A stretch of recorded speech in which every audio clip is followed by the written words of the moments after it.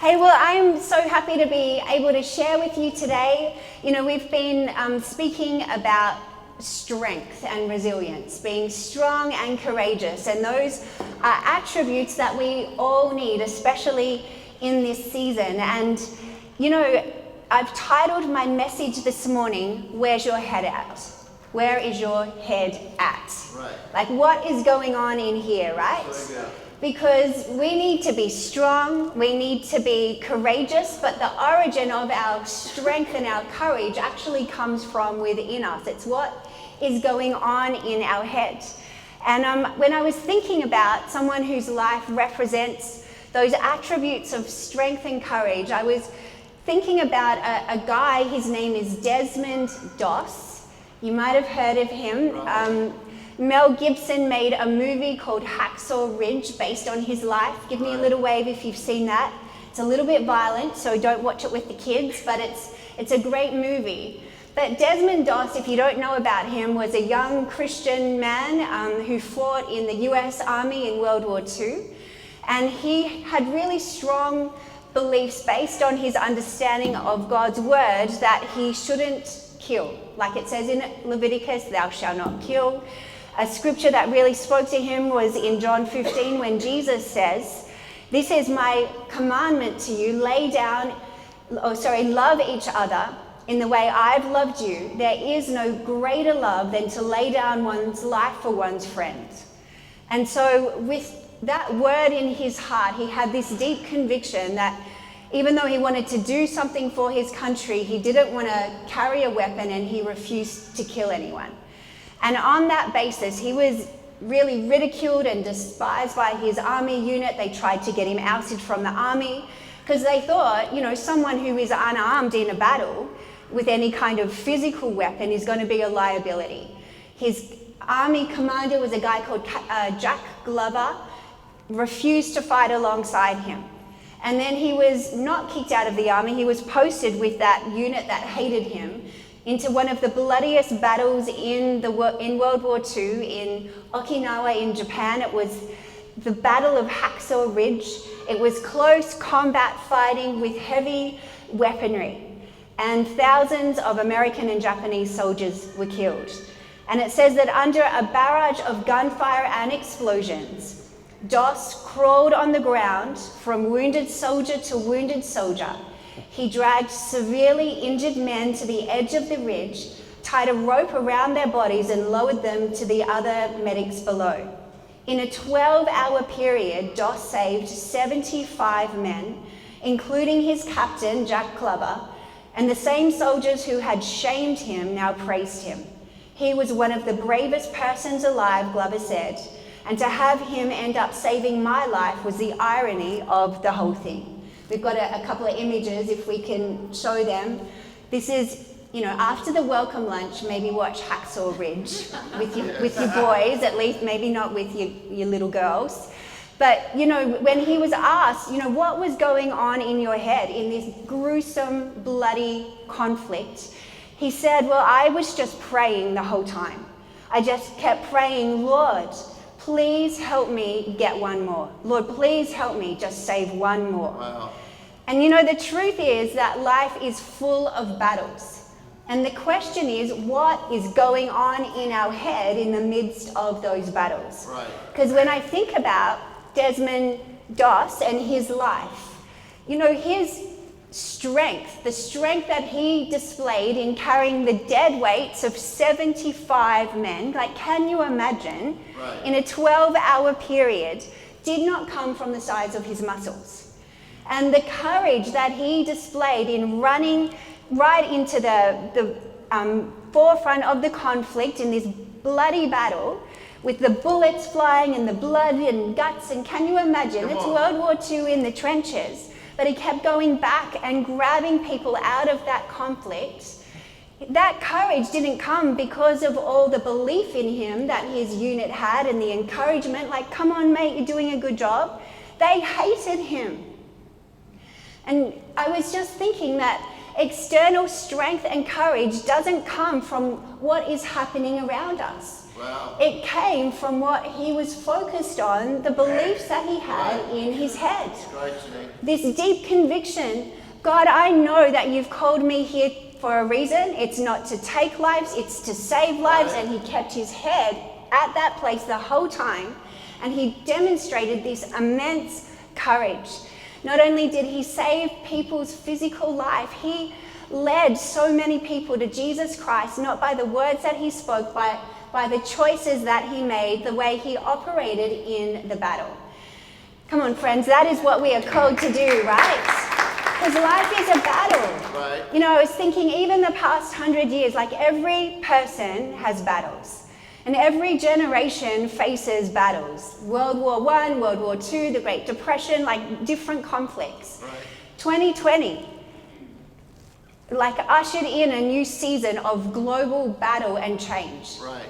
All of us have been impacted by what's been happening globally with this pandemic of sickness and other things that have been happening. Like globally, the world is in the midst of a battle. But right now, personally, you know, what does that battle look like for you? You know, maybe it is a battle for your health. Maybe a battle for your mental health. Maybe relationally, there are battles, you know, with family or marriage conflict or financial strife. We are all in the midst of battles. So where is our head at? Because that is the most important thing. We need to be strong. We need to be courageous because the battles are real. And just like our lives right now, just like Desmond Doss in World War II, thousands of years ago, God's people were involved in a battle. And this is what God says to them. This is from the book of Joshua, chapter 1, where there's been a bit of a season change. God's leading his people. He's led them out of Egypt and bondage and slavery. He's leading them into his promised land for them. Moses has died, and so God speaks to Joshua, and he says, Moses, my servant, is dead. Therefore, the time has come for you to lead these people, the Israelites, across the Jordan River into the land I am giving you. I promise you what I've promised Moses. Wherever you set your foot, you will be on land I have given you.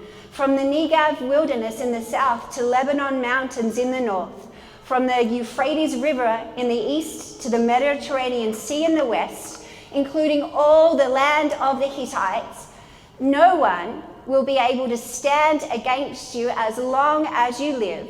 For I will be with you, as I was with Moses. I will not fail you. I will not abandon you. Come on, friends, this is God speaking. This is good stuff. So be strong and courageous, for you are the one who will lead these people to possess all the land I swore to their ancestors I would give them. Be strong and very courageous. Be careful to obey all the instructions Moses gave you. Do not deviate from them, turning either to the right or to the left. Then you will be successful in everything you do. Study this book of instruction continually. Meditate on it day and night, so you will be sure to obey everything that is written in it. Only then will you prosper and succeed in all you do. This is my command to you. Wow. Come on, this is my command to you, church. Be strong and courageous. Do not be afraid or discouraged, for the Lord your God is with you wherever you go. Right. Amazing. Yes, that was a lot. You know, I read through this, and immediately what jumps out to me is that seasons change, but God doesn't. Wow. Circumstances change, but God's plan for our life does not change. His character remains the same. And you know, that season change that happened in 2020 has not impacted on or diminished even for a second God's promise to us that he will fulfill every single promise he's made in this word to us, that he will lead us from strength to strength, that he's going to lead us to a place that is a blessing not just for us but for our children and our children's children, and that he will never leave us. He has not abandoned us. Nothing has changed. The seasons changed, but as far as the course that we are on, it has not changed, and neither has our God. Yep. Come on, give him some praise. You know, we are here for a reason. We started this church in September 2018. Before any of this happened, it's not a coincidence. With a passion to see 400,000 people, 400,000 reasons. Right. The people that live in the Illawarra know that there is a God in heaven who loves them and is bigger than their problems and's got a plan for their life. Just because COVID-19 swept the world, lockdowns happen, it does not mean God's plan for this church has changed. Right. We are committed to him and he is committed to us. Right. And you know, the presence of obstacles and challenges don't mean that we're out of God's will or that he's angry with us. Wow. You know, I was thinking about this. God says in Joshua 1 verse 5, "No one will be able to stand against you as long as you live. For I will be with you as I was with Moses. I will not fail you. I will not abandon you."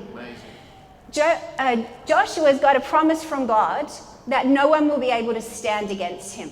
That God, the Lord of heaven's armies, is with him, will not fail or abandon him. Man, so good. So you would think that Joshua, Caleb, the Israelites would have all held hands and skipped into the promised land singing Kumbaya, right? And not had a care in the world.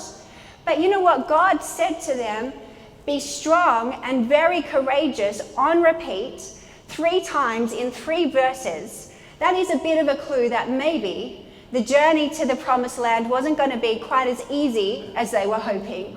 Maybe it would take a little more time than they were expecting, be a little more complicated. You know, that there might be some opposition to them taking the land. You know, God said to Joshua, no one would be able to stand against him. He didn't say no one's going to try to stand against him. Right. He didn't say that no obstacle is going to rise up, that those strongholds are going to suddenly dissolve. He said, "Be strong and courageous. People might try to stand against you, but I'm going to be with you and they will not be able to do it. They can try, but they are going to fail." Man. And you know, I just was thinking about this for us as a church, corporately, but you know, for us individually. You know, we can think, because life is so hard, because this problem we thought would be resolved hasn't been resolved. We haven't had the healing yet. We haven't had the breakthrough yet. What's wrong with me? God, what am I doing wrong? Or where are you, God? But friend, I want to encourage you that the presence of challenges doesn't mean that we are out of God's will, that he's departed, that he's not with us. He loves us and he's in us in the battle. The fact that he says, "Be strong and courageous," on repeat is a bit of a clue, right? We need strength and courage for this journey, but it's going to be okay because God is with us. Come on, give him some praise. You know, in reading through these scriptures, I also noticed that strength and courage are our responsibility. They're actually a choice. You know, those scriptures outline a number of things that God says that he's going to do. He says, "I'm going to be with you. I'm going to make sure that that the people who rise up against you are not going to be able to succeed in that." He says, I will not abandon you. I will not fail you." But the responsibility he puts onto us is to be strong and courageous. God didn't say, "I'm going to give you my strength. I'm going to impart my courage into your life." He says, that's your responsibility. You need to make the choice to bring strength and courage into your own life. And friend, that is where our head comes in. Because God is amazing. You know, he doesn't just leave us on our own, give us, "Well, this is your responsibility, but I'm not going to tell you how to do it." He tells his people really clearly the source of their strength and courage. And it originates in our minds. He says, Joshua 1 verses 7 to 8, "Be strong and courageous. Be careful to obey all the instructions Moses gave you," right here. "Do not deviate from them, turning either to the right or to the left. Then you will be successful." Friends, when are we successful? When we obey this word right here. Study this book of instruction continually, meditate on it day and night, so you'll be sure to obey everything that's written in it. Only then will you prosper and succeed. You know, the origin of strength and courage is found in right here, meditating on this word. Friend, what are you meditating on? Where is your head at? Are we meditating on the problem? Are we meditating on the negative feelings and the situations we're dealing with, or the grievances that we have against other people, or the disappointments? Like, where is our head at? What are we meditating on? Because it's to say yes to strength and courage means that we have to say a very firm no to meditating on a whole bunch of other things. If we're going to say yes to meditating on this word, it means we have to put a boundary and say no to meditating on everything that does not line up from this word. So the first thing we are saying a firm no to, if you're taking notes, write this down. We are saying no to meditating on the thoughts we think other people may or not be thinking. Does anyone know what I'm talking about there? Right. Does anyone have telepathy? Like, just give me a little wave. All right, I'm going to what am I thinking now, honey? Yeah, you love your husband? All right, maybe you do have some telepathy there, baby.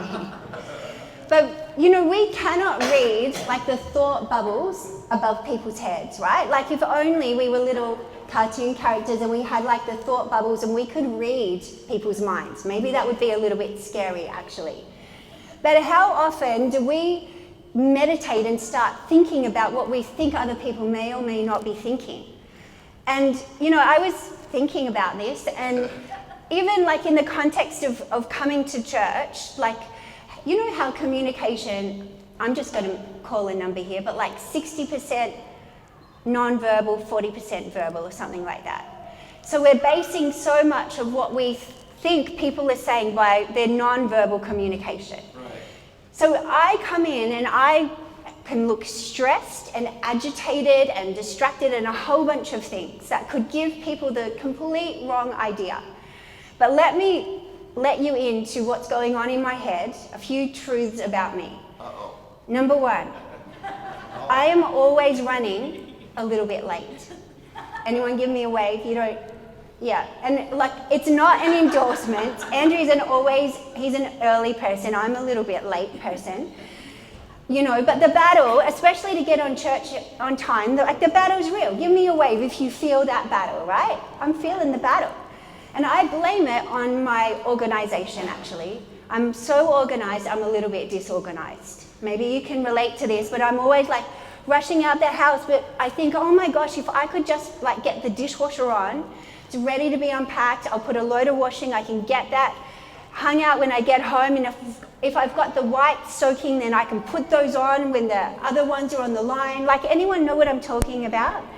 You know, the oven's on, so I might as well make a lasagna and turn those couple of overripe bananas into a banana cake. That's going to help me down the track with the meals during the week. Do you know what I'm talking about? Like, so much going on. I try and squeeze the maximum efficiency out of every moment, and it's my organization that makes me a little bit disorganized. Come on, baby, there it is. That's the real reason. So generally, I'm going to be rushing into church. Yeah. I may be on time, like by the skin of my teeth, and I might have gone over the speed limit just a little bit. But I'll be stressed, or I will be running late. And does anyone watch Seinfeld and know, like, Kramer? Yeah. The way Kramer enters a room, like it's like boom, and then he's like all cool. So I'm like rushing in, stressed, but trying to be cool, like nothing to see here. I've been around for ages, like what are you talking about? A little bit stressed, a little bit agitated. I probably won't have had a coffee yet because I am running a bit late. So that's increasing my agitation. And then toward the end of the service, because I'm rushing and I haven't had breakfast, I'm a bit hungry. Anyone feel hungry? How distracting are thoughts about food? So suddenly, I'm thinking about lunch. Do you know what I mean? Like, you're talking with people, and I love people, and I love Jesus, but I also love lunch. And I start thinking about lunch and hoping that Andrew will order a burger, because if he orders a burger and fries, I can have some of his fries, which now he's on a health Fries kick. gone. Baby, how am I going to get fries unless you order them? Oh my gosh. And then I'll start thinking about grocery lists, because on the way home I can just stop into Woolies, 2 birds, 1 stone, like perfect, like completely distracted. Like what was I even talking about before? I can't remember. So if you see me and I'm looking stressed or agitated or a little bit distracted, it's actually got nothing to do with you, right? Oh, praise God. Yeah.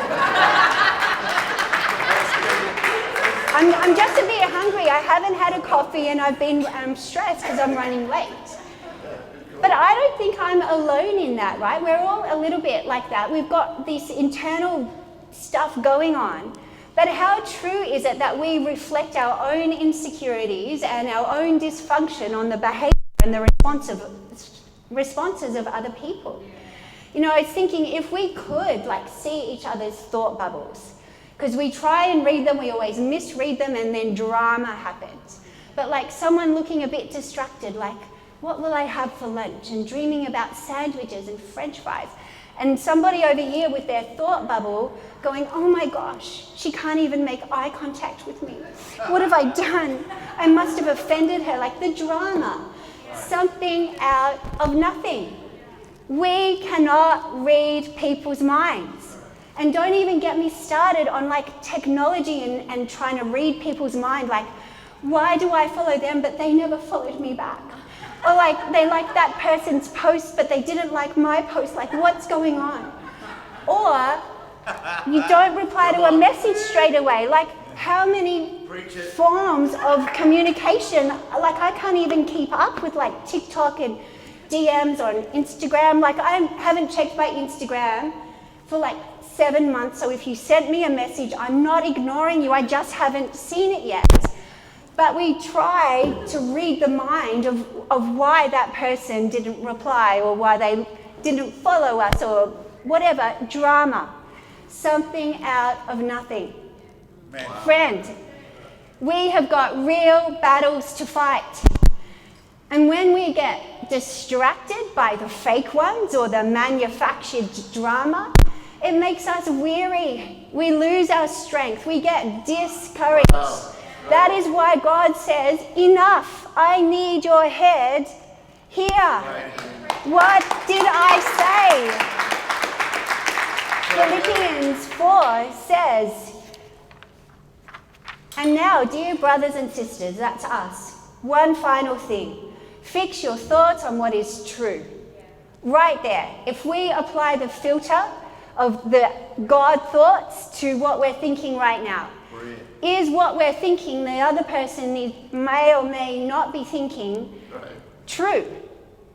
No, because we can't read their mind. We don't know why they did what they did or looked the way they looked or posted that picture on Instagram and didn't like we don't know. So right there, about get out of my head. Right, good to me. Is it honorable, right, pure, lovely, admirable? Think about these things that are excellent and worthy of praise. Wow, right there are the approved thoughts that we can have, meditating on what we cannot control, what we really don't know is going to take away our strength and our courage. We need to shift ourselves into believing what God says and thinking what he says we should think, which is all the lovely, excellent and praiseworthy stuff, right? Are you with me? Right. Give God some praise. Enough drama as your pastor. Let's just say no to drama, right? Right. Just say no to meditating on self-pity.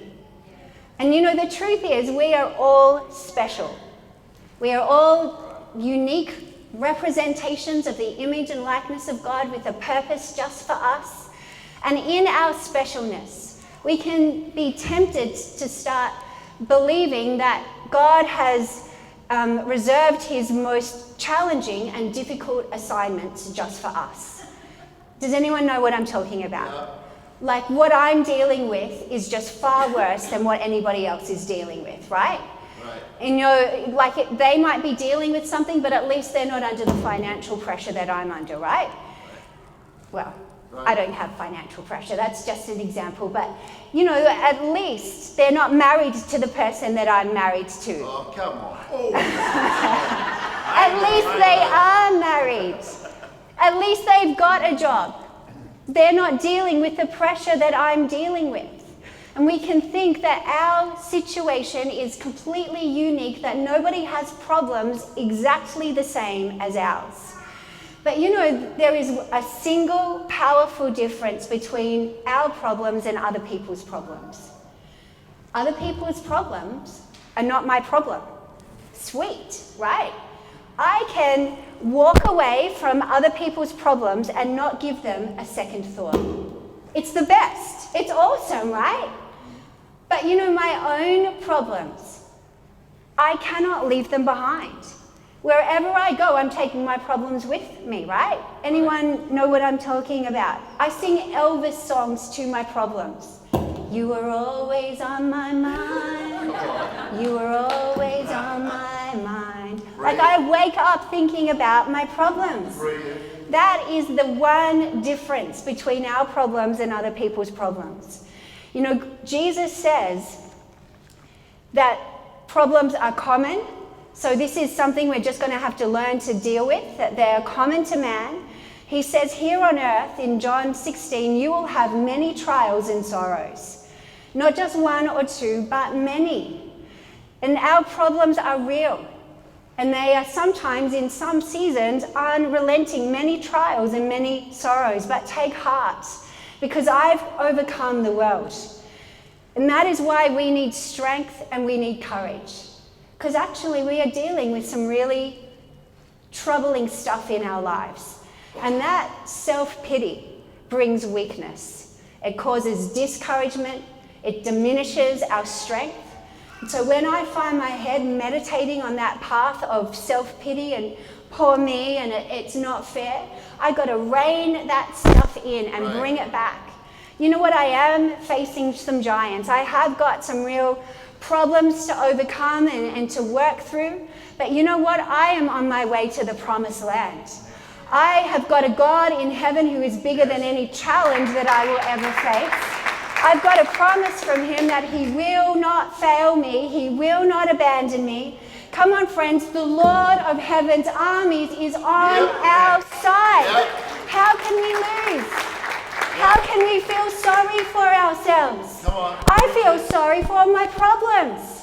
I feel sorry for those fortified strongholds who do not know what's going to hit them when God overcomes them. This is his battle. Our responsibility is to take one step forward, one after the other. We take some hits, might be 2 steps back, but we are moving forward. Just say no to self-pity. Remember who God is and what he has said. Give him some praise. All right, this is a big one. We're going to just say no to meditating on offenses. Who here has ever been offended? Don't need to show your hands. Okay, that was unanimous, by the way. Offenses are inevitable. Jesus said that it is impossible that no offense would come. In Luke 17, it is impossible that no offense should come. But woe to him through whom they do come. Offenses are inevitable. And Jesus is going to deal with those offenses. So how do we respond to those offenses? He goes on to say, and even if someone sins against you 7 times in a day, I'm saying to you, you shall forgive them. Jesus says offenses are going to come. I'm going to deal with them. Your responsibility is to forgive, even if it's 7 times a day. He speaks about offense so frequently in the Gospels, even if it's 70 times 7. That tells me that offense is just going to keep coming back and keep coming back. And it's something that we have to be vigilant in our mind that we do not meditate on our grievances, our past hurts, our disappointments, the things that people have done and said to us that have caused harm. because that is going to take us out of the race. It's going to cause discouragement, despondency, cause us to question God and walk out of his plan for our life. And I was thinking about this, maybe because I'm the mother of sons, and my son Johnny, our bonding time, he will be like, Mum, how are you going to survive a zombie apocalypse? Like, the only time we chat is when we're talking about zombies. And there's zombies everywhere, and I was thinking, zombie movies, zombies on games, and the reason is, like, offense is kind of like a zombie, right? Like, how do you kill the undead, which is what a zombie is? And that's kind of like offense. It just keeps coming back. And the reason that there's so many movies and games about zombies is there's a zombie offense apocalypse happening in the world right now. Yeah. Everyone's outraged, everyone's offended by somebody or something. And like a zombie, like, you kill that offense and you think, all right, I'm done with offense. But like a zombie, like, it just keeps coming back. Like, you turn over your shoulder and that zombie of offense is coming back with another reason to get offended again. So funny. John Bevere wrote a great book, which I would recommend. I read this book when I first became a Christian, and it's called The Bait of Satan. How to live free from the deadly trap of offense.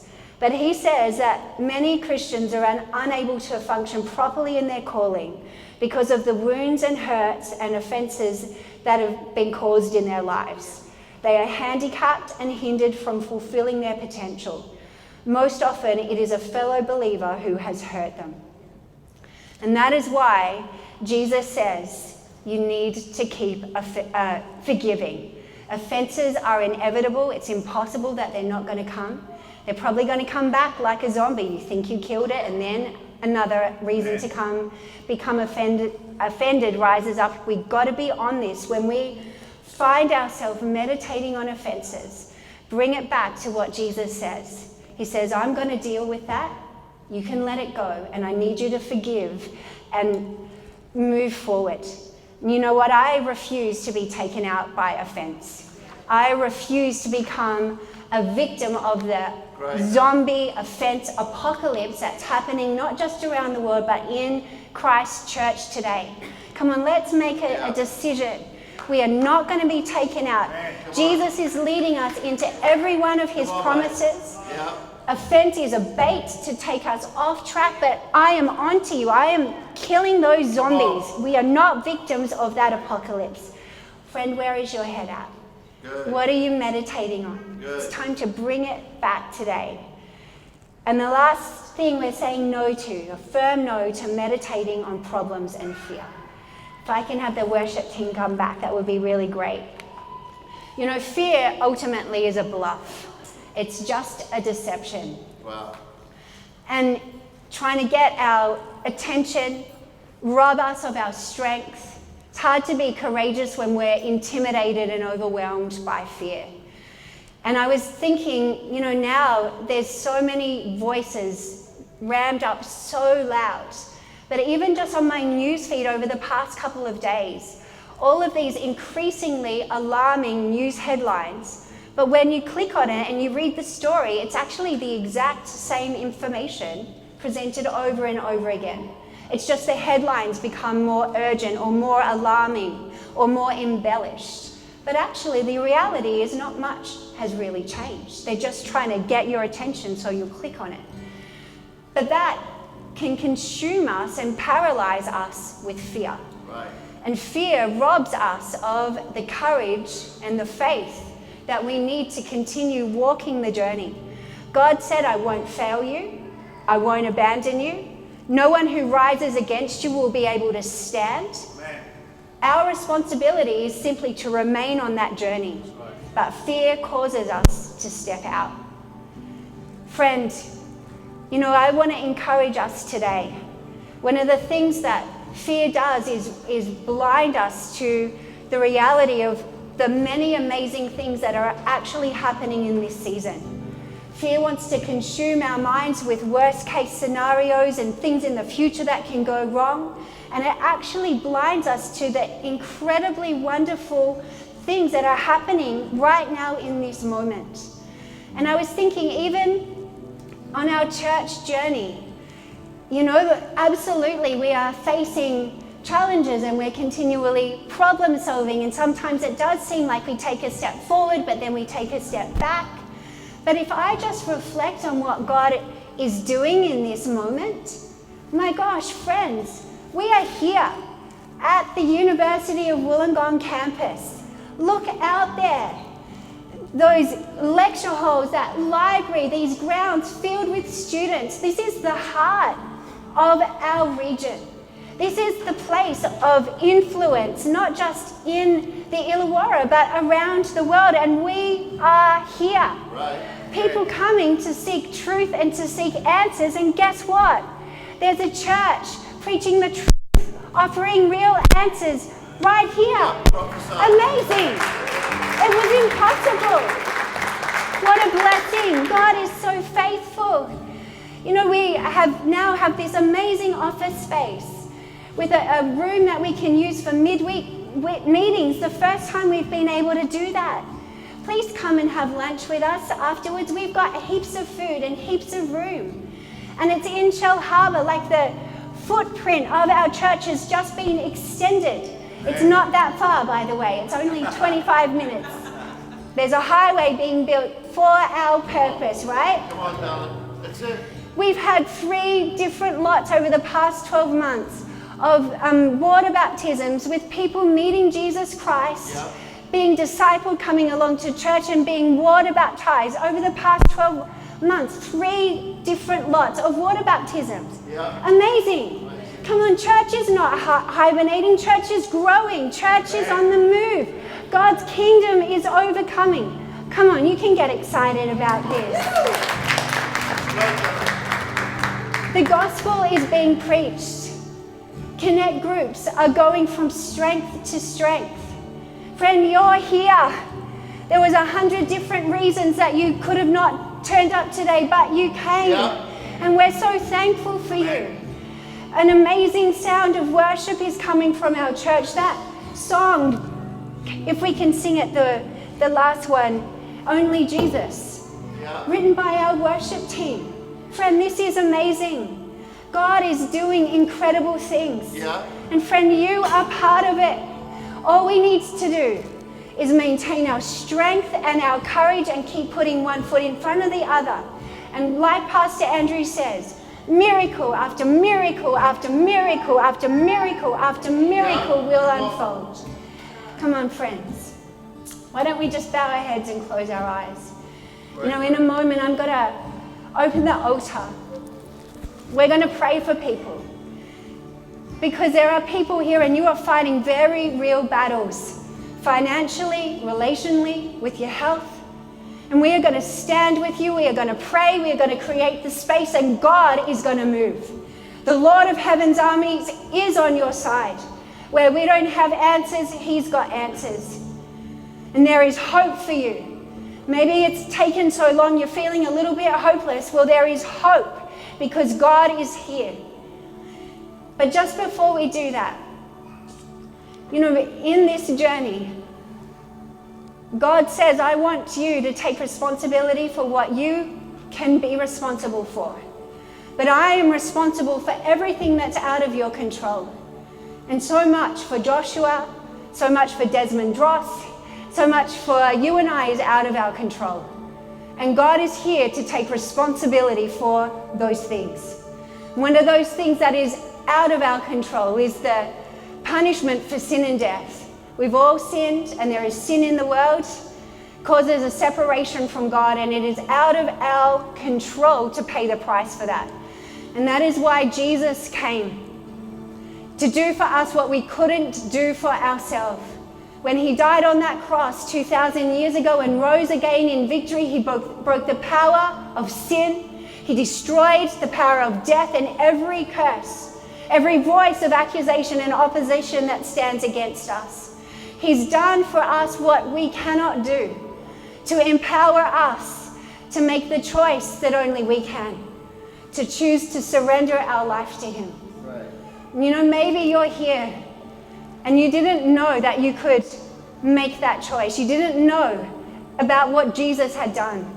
Or maybe you're here and you once knew the freedom that having Jesus Christ as the Lord and Savior of your life brought, but right now you know that you are far from Him. Just in this moment, every head bowed and all eyes closed, I just want you to raise your hand if that's you and you are saying, God, I need you. Jesus, I need you to come into my heart. Maybe it's for the first time or maybe it's a recommitment. I just want you, just on the count of 3, where you're seated or at home, just to raise your hand and I'm going to pray with you. 1, 2, 3. You can lift your hand. Right? If you're watching this online, I want you to lift your hand where you're seated. We're going to pray right now. I'm going to pray a line and I want you to pray this after me.